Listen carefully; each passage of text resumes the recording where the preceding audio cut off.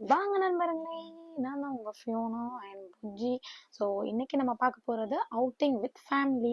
So நம்ம திருநெல்வேலிக்கு தான் போகிறோம். ஸோ வாங்க நாங்கள் என்னெல்லாம் பண்ணணுங்கிறத பார்க்கலாம்.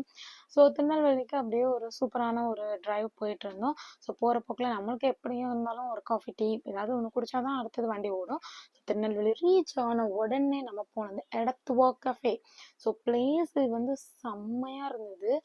அந்த லொக்கேஷனாக இருக்கட்டும், அங்கே காற்றடிச்சதாக இருக்கட்டும், எல்லாமே ரொம்ப ஒரு வைபாக நல்லா இருந்து சில் பண்ணுறதுக்கு ஒரு சூப்பரான பிளேஸ்.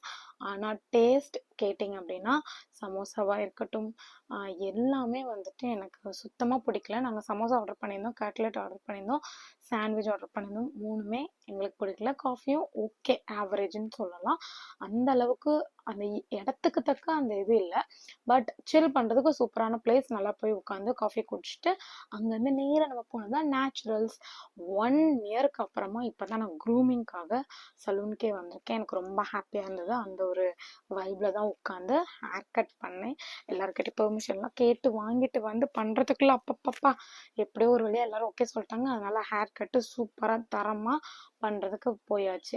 அடுத்தது அங்கேருந்து ஹேர் கட்டெல்லாம் முடிச்சுட்டு வெள்ளி வாங்குறதுக்காக நம்ம சரவணா ஸ்டோர்ஸ் எலைட் போயிட்டோம். அங்கே இருந்து நேராக நைட்டு டின்னருக்கு சூப்பராக அடிப்படி சண்டெல்லாம் போட்டு நாங்கள் எப்பவும் போகிற ஒரு ரெஸ்டாரண்ட்டு அங்கே ரூஃப் டாப் கேட்டு வாங்கி போயாச்சு. வைர மாளிகைன்னு சொன்னால் திருநெல்வேலி எல்லாருக்கும் தெரியும். ஸோ அங்கே தான் போயிருந்தோம். சூப்பரான ஒரு டின்னர்னு சொல்லலாம்.